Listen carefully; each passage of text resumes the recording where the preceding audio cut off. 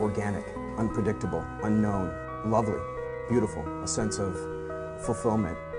This is part of the pleasures of life and not the chores of life.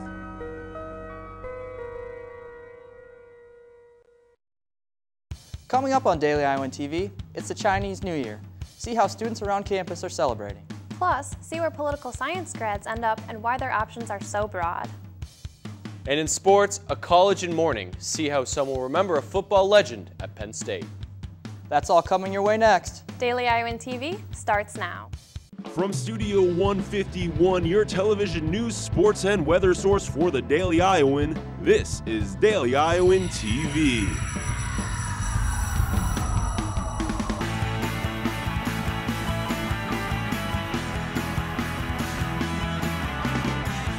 Welcome to Daily Iowan TV. I'm Christina Targos. And I'm Brad Maxwell. The Chinese New Year officially started at midnight last night, kicking off the Year of the Dragon. Daily Iowan TV's Josh Bolander explains why the link between China and the University of Iowa is closer than you might think. For many University of Iowa students, the date January 23rd may hold little significance. It's the second week of the school year, maybe a wake-up call to start hitting the books, and most painfully, the fourth Monday of January. But while the bone-chilling temps and gloomy skies may have some students down, Chinese citizens around the world are ecstatic about celebrating the Chinese New Year, the Year of the Dragon. The 15-day celebration started today at midnight, marking the end of winter and the first solar term of the Chinese calendar year. Those celebrating worldwide will participate in present swapping, decorating, and eating plenty of food, traditionally pork, chicken, and fish. However, there is a huge connection between the Chinese New Year and the University of Iowa. Enrollment of Chinese undergraduate students has increased at the UI by 1,700% in the last 5 years, which coincides with the national trend that has seen undergraduate enrollment at U.S. universities jump from just over 81,000 in 2007 to nearly 160,000 in 2010. To help aid these students, the UI has added a chapter of the Chinese Student and Scholar Association aiming to promote friendship among Chinese and UI students and provide opportunities to these students both on and off the UI campus. In fact, the UI even recently launched a website specifically for Chinese students to help them navigate through their journey here in the States. Needless to say, when the UI hosts their own Chinese New Year celebration on February 2nd, there won't be any shortage of food or fun. Josh Bolander, Daily Iowan TV. The UI's official celebration takes place next Thursday, February 2nd at the Old Capitol Center from 6 to 8 p.m. Even though the UI's journalism school lost accreditation in its master's program last year, the school has seen an increase in graduate school applications this year. For the fall 2012 semester, there were nearly 60 graduate school applications, almost double what came in last year. Faculty told the Daily Iowan they increased their promotion of the program and believe that it is partially why more applicants were received this year. Dr. Lee Ambe Ako, Associate Director for Academic Graduate Studies at the J School, said, "Through a process of creative destruction and innovative reconstruction, the results are very encouraging in terms of numbers and interest in the program." The reconstructed master's program has received accreditation. A major concern for college students is to find a job after graduation. For political science majors, the University of Iowa is offering advice on how and where to get one. Students heard about ways to develop key leadership skills and strategies that future employers are looking for at a political science career path workshop on Monday. David Fitzgerald, a career advisor at the UI, encouraged all students to start early on applications and utilize some of the online resources that the university has available. And one student was glad there were many options for his major. I think a lot more people go into the behind-the-scenes sides of politics. They're not striving to become politicians or the governor or the president. And many political science majors at the UI are double majors, also picking up studies in journalism or business, with many going to law school. At least 2 people are dead in Alabama after severe storms devastated the southeast early Monday. Over 100 injuries have also been reported, ranging from scrapes and bruises to broken bones. More than 200 homes have been destroyed, and at least 200 more have experienced major damage. Italian officials announced Monday that 2 more bodies have been recovered from the cruise ship wreck off the coast of Tuscany earlier this month. This brings the death toll to 15, and about 17 people are still reported as missing. The ship's captain has been placed on house arrest, and a class action lawsuit is being brought against the cruise ship and its parent company. And the controversial Westboro Baptist Church announced via Twitter on Sunday that they will be picketing Joe Paterno's funeral. Paterno died Sunday from lung cancer and was fired as head coach of the Penn State football team last November, amid allegations of sexual misconduct by former defensive coordinator Jerry Sandusky. The funeral is being held Wednesday afternoon in State College. Still to come on Daily Iowan TV, see 100 years of Hawkeye history immortalized on the internet. Then later in sports, find out what drives the women's basketball team to do well for the remainder of the season. But first, Kate Constable is in our Daily Iowan TV weather studio for a look at your local weather forecast. The windy weather didn't help with the cold air today. Kate, what can we expect for Tuesday? Thanks, guys. It was pretty chilly and windy out there Monday, and you can expect similar, slightly less windy conditions for Tuesday. Tuesday morning, it will be a cool 20 degrees with clear, sunny skies. By midday, those clear, sunny skies will stick around, and it should warm up to about 24 degrees. Then Tuesday night, we'll see a bit of cloud coverage roll in, and you can expect about 21 degrees.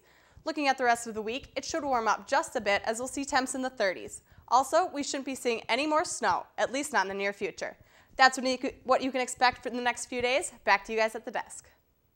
A Waterloo woman is being charged for drug possession after she allegedly smuggled marijuana and meth into the University of Iowa hospital. Authorities say Lisa Workmeister wasn't caught with the drugs until her boyfriend, who was a patient at the hospital, tried to light up marijuana.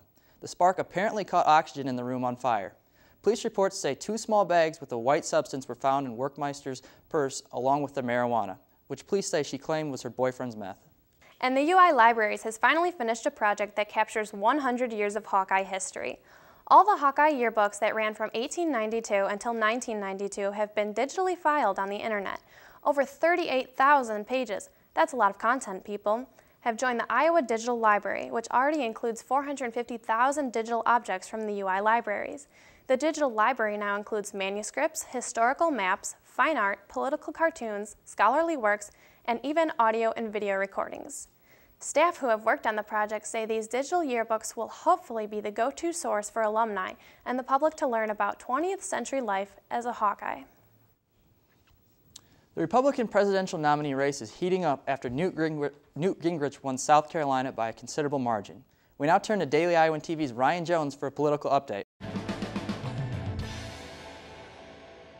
Ryan, what does this mean for the race to the White House? Thanks, guys. That means things are just now getting started. With 3 primaries and 3 caucuses, it has turned up 3 different winners. Gingrich won all but 2 of the delegates in South Carolina, closing the gap between him and Romney. The next big step for the candidates is Florida, who has a total of 50 delegates up for grabs in a winner-take-all system. So how is Florida different than the previous votes? Now, Florida is very different with the population who's going to go out and actually vote, and this is going to represent a much different challenge for all the candidates. In Iowa and South Carolina, you have a very large white evangelical population. But in Florida, the state is more representative of the rest of the United States. It has a much smaller evangelical vote and a much higher Latino vote, around 10%. This will be a test of who is actually electable for the general election. And what will be the biggest issue for Florida voters?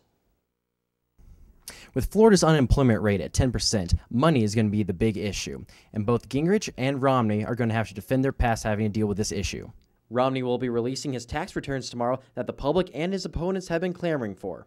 I think we just made a mistake in holding off as long as we did. It just was a distraction. We want to get back to the real issues in the campaign: leadership, character, a vision for America, how to get jobs again in America, and how to rein in the excessive scale of the federal government. He has to show even with his vast wealth, he's still an everyday approachable type of guy, which he has been failing up to this point. And Newt Gingrich will have to defend himself against attacks by Romney with his involvement with Freddie Mac and the housing crisis. I'm calling on Speaker Gingrich again to do 2 things. 1, release all of the work product associated with his work at Freddie Mac, and also return the funds that he made from Freddie Mac. I wouldn't have normally suggested that, other than he was the one that said that if you made money on this failed model, that you ought to return that money. And these issues are going to take up a lot of attention of the Florida voters and the airways. Back to you guys. All right, thanks for that, Ryan.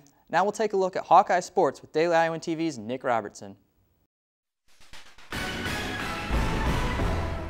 The women's basketball season has had a lot of inconsistencies so far, but the team has one thing driving them this season, and that's making it to the NCAA tournament. Sports reporter Lauren Moss talks about the women's basketball team so far. Road games are always tough, and just knowing that Penn State has lost twice on their home court, and the Big Ten play is huge for us. I mean, we just got to go in there knowing that we can do the same thing to them. The Iowa women's basketball team has recently traveled down an inconsistent path of on and off wins this season. But even with some tough losses, the women have been staying positive and working hard. Coach Bluter and her team felt confident after their aggressive win against Wisconsin Thursday night. I think every time you have a win, you enjoy it and try to build off of it. You try to show them the things that you did well in the game, but we try to do that even off of losses. We try to show them the things that they did well. Unfortunately, Sunday afternoon, the Penn State Lions defeated Iowa.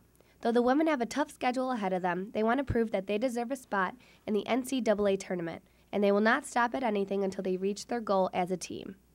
We've let a few opportunities slip away, and that we put ourselves in this position, but we've been here before, and we just need to handle it and take one game at a time and kind of get ourselves back in it. Lauren Moss, Daily Iowan TV. Lisa Bluter and the women's basketball team plays again against Nebraska on Thursday at 7 in Lincoln, Nebraska. And leaving a legacy is something that everyone strives for in their lives. To many people, Joe Paterno left the greatest legacy in college football. While others disagree, Daily Iowan sports reporters Kate Constable and Alicia Daniez debate their opposing opinions. With the death of Joe Paterno, many people are deciding how they want to remember him, as a legendary football coach or as a member of the sex scandal. At Kinnick Stadium, I'm Kate Constable. And I'm Alicia Daniez. I think it's fair to say that Coach Paterno was the best college football coach of all time and should be remembered for his accomplishments both on and off the field. He served as the Nittany Lions head coach for 46 years, winning 409 games and 24 bowl games, making him the winningest coach in Division I football. And while getting multiple job offers in the NFL and other areas, he decided that the place he would make the most impact would be at Penn State. Kate, all of that may be true and impressive, but he's going to be remembered for this scandal. People aren't going to remember the statistics of how many games he won or how many bowl games he won. They're going to remember the story. And the story is that he built his program off of credibility and integrity, and he lost that credibility after the scandal. And because of his death, he didn't have time to repair that image. And that's what's going to be lasting. Well, Alicia, I don't think all his credibility is lost. Look what he's done for Penn State and the program over the last half a century. He and his wife Sue have donated $4 million to the Penn State Library while living in a very modest house, and his players' graduation rate is of the highest in the country. So after all, I think he should be remembered for his character and everything he's done for Penn State and college football. Once again, it may be true, Kate, but even all those positive events that he did for the program didn't prevent him from getting fired, which goes to show that the negative had more of an impact than the positive. Regardless of Paterno's recent life events, he will always be remembered as a great football coach, and we wish his family the best during these tough times. Back to you guys in the studio. So guys, even though there are a lot of opinions out there, there's one thing that is for certain, that is college sports has been changed forever by Joe Paterno, whether that is for better or for worse. Back to you guys. And before we leave you tonight, check this out. Getting stuck on an elevator is never enjoyable for anyone, but for one Washington State woman, the ordeal was taken to a whole new level. Katie Thacker gave birth to her newborn son while stranded on an elevator stuck between floors at a hospital. Even though it took nearly 2 hours to get the doors open, Mom, Dad, and baby are now safe and sound. And only with Daily Iowan TV can you get a sneak peek into the print version of the Tuesday's Daily Iowan. Read about an alternative spring break trip the UI is offering focusing on energy sustainability, and learn how a proposed state bill dealing with underage drinking charges could affect students at the UI. Well, that's your Monday edition of Daily Iowan TV. Be sure to check us out at the same time tomorrow or anytime online at dailyiowan.com. Thanks for watching and have a great night.